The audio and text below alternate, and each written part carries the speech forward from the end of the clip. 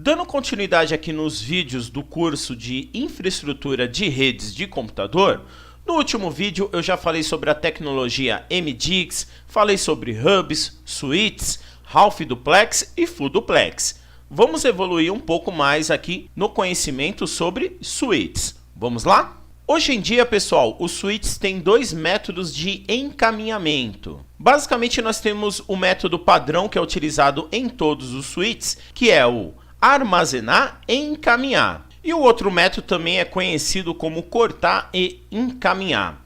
A diferença básica dos dois aqui, pessoal, que o método que vai armazenar primeiro antes de encaminhar, ele tem que receber todos os quadros, todos os frames, analisar todo o conteúdo, fazer o cálculo do CRC para verificar se esse quadro não está corrompido, se não tem nenhum problema, e depois disso encaminhar para o destino. Então ele tem que ler toda a informação desse quadro, ele vai ter que armazenar isso num buffer local, numa memória local, para depois fazer o encaminhamento. Já no caso de cortar e encaminhar, ele só vai ler metade desses quadros, metades desses frames.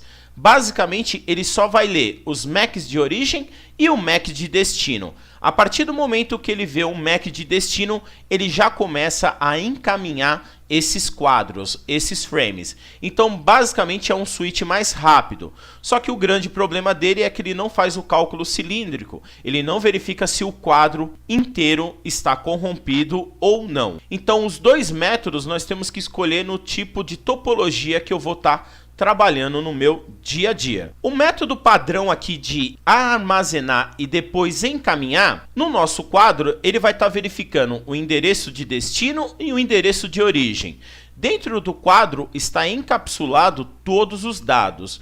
E no final dele nós temos ali o cálculo de CRC, que é o cálculo cilíndrico, que é a verificação de erros usado para verificar a redundância cíclica do quadro, para verificar se não tem nenhum erro e se esse quadro não está corrompido. Basicamente, os switches que armazenam são utilizados para trabalhar com a análise de qualidade de serviço. Então são esses switches que nós aplicamos o QoS. São os switches padrões aí utilizados no nosso dia a dia, como por exemplo os modelos da Cisco, o 2960 ou outros modelos da antiga Tricom, atual HP.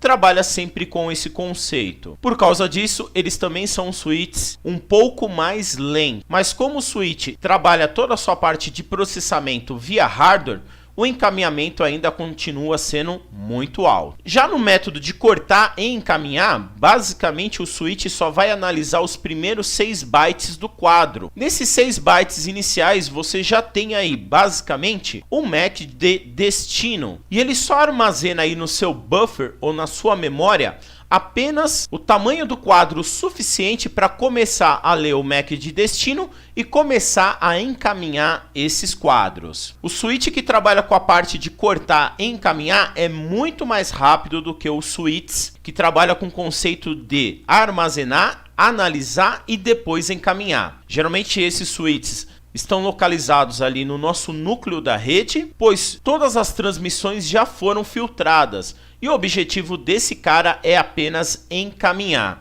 Ele já não está mais preocupado se o quadro está ou não com problema. Isso é feito nas outras camadas da rede, como por exemplo na camada de acesso e distribuição. Então esses switches já ficam aí na camada de núcleo para fazer o encaminhamento rápido. Uma coisa do modelo de switch que tem a função de cortar e encaminhar é que basicamente nós temos dois submodelos utilizados. Nós temos o modelo do switch, que é o encaminhamento rápido. O switch de encaminhamento rápido tem um menor nível de latência. Ele é o tipo do switch que a partir do momento que ele lê o endereço MAC de destino, ele já está encaminhando automaticamente. Ele não faz nenhum cálculo de CRC e não faz nenhuma verificação. Mas dentro desse modelo nós temos um outro que armazena parte dos fragmentos do quadro, que basicamente são os 64 bytes iniciais do quadro. Dentro desses quadros nós temos aí um MAC de destino e geralmente quadros menores do que 64 bytes são considerados corrompidos. Então o switch vai fazer o descarte. Mas quadros que são maiores do que 64 bytes geralmente não estão corrompidos, então ele faz aí o encaminhamento automático, porque a maioria dos erros que acontecem na parte de redes com switches e colisões ocorre durante os primeiros 64 bytes desse quadro. Então esse modelo de switch ele já tem uma verificação. Por causa disso, a latência dele é um pouco maior do que o encaminhamento rápido. Um detalhe muito importante desses modelos de switches que eles são mais caros. E uma grande vantagem é que essa configuração basicamente também é feita via software. Eu posso estar mudando o tipo do encaminhamento desse switch. Quando eu pego um modelo padrão de switch de camada 2, como por exemplo o Cisco 2960, eu não consigo mudar o tipo de encaminhamento dele.